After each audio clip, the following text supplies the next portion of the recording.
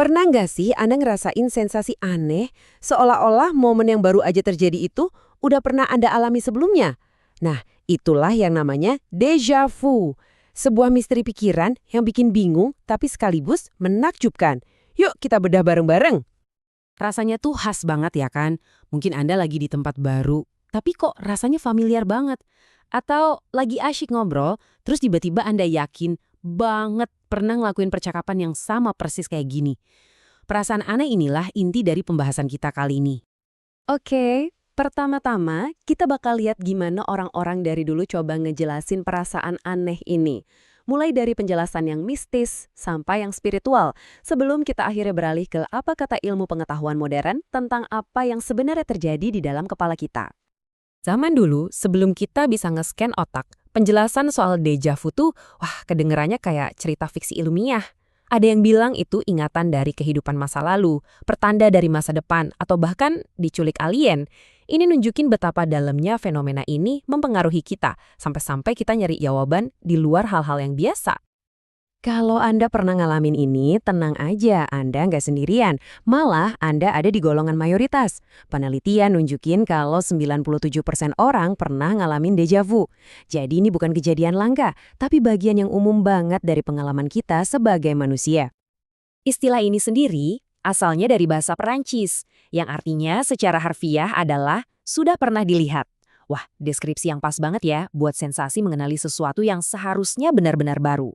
Istilah ini pertama kali dicetuskan oleh seorang peneliti parapsikologi Prancis, Émile Bouirac, di akhir abad ke-19. Nah, sekarang kita tinggalin dulu deh misteri-misteri tadi dan kita beralih ke mekanismenya. Para ilmuwan modern sekarang yakin kalau deja vu itu bukan pesan dari dimensi lain, melainkan sebuah fenomena yang terjadi di dalam mesin paling kompleks yang kita kenal, otak manusia. Intinya gini, deja vu itu adalah kesalahan memori. Anggap aja kayak ada glitch atau korsleting sesaat, otak kita yang biasanya merupakan sistem yang sangat andal, sesekali bisa aja melakukan kesalahan pengarsipan kecil yang akhirnya menciptakan sensasi keakraban yang keliru itu. Biar paham glitchnya, kita harus ngerti dasarnya dulu nih. Otak kita punya dua sistem penyimpanan utama, memori jangka pendek, ibaratnya papan tulis buat apa yang terjadi sekarang, dan memori jangka panjang, ini kayak lemari arsip raksasa buat semua yang udah Anda pelajari dan alami. Nah, inilah yang terjadi pas deja vu, sebuah pengalaman baru yang seharusnya masuk dulu ke memori jangka pendek, dia malah salah ambil jalan pintas dan langsung masuk ke lemari arsip memori jangka panjang. Akibatnya, otak Anda ngambil informasi baru ini dan mikir, tunggu sebentar, ini udah ada di arsip, kayaknya saya udah pernah lihat ini sebelumnya.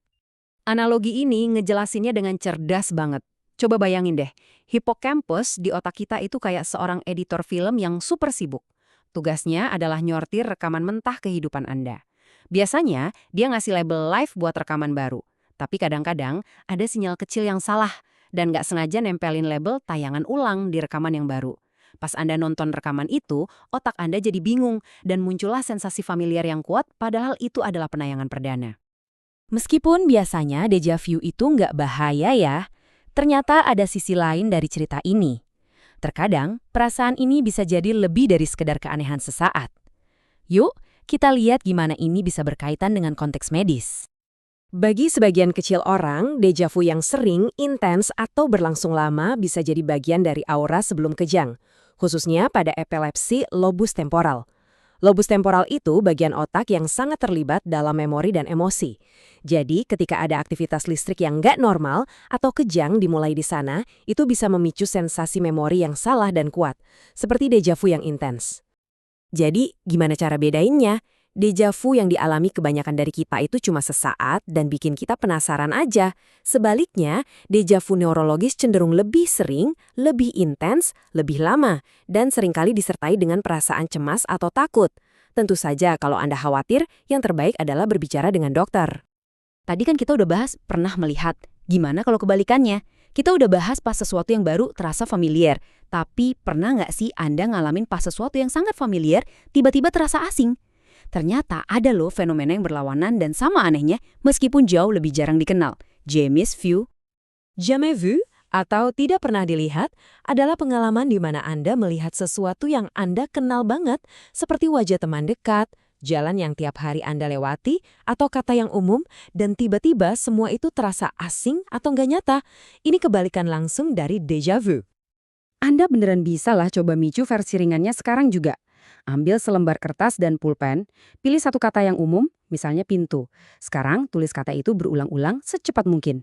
Terus tulis, setelah sekitar setengah menit banyak orang laporin kalau kata itu mulai kelihatan salah, aneh dan seolah-olah bukan kata yang nyata lagi.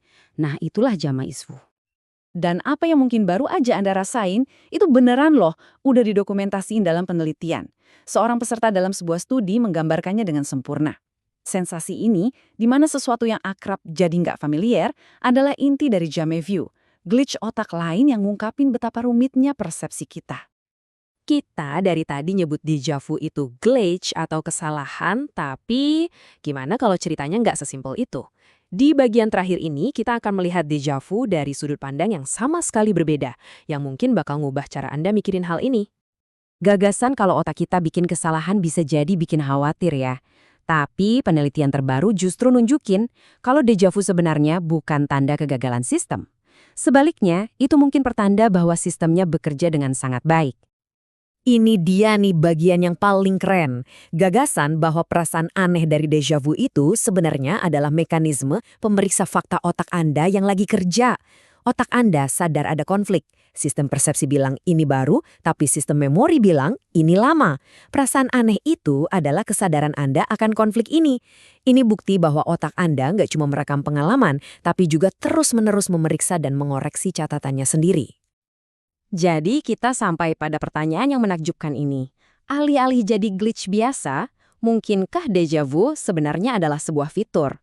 Sebuah pengingat singkat bahwa di dalam kepala kita ada sistem verifikasi super canggih yang terus-menerus bekerja untuk menjaga realitas kita tetap sinkron.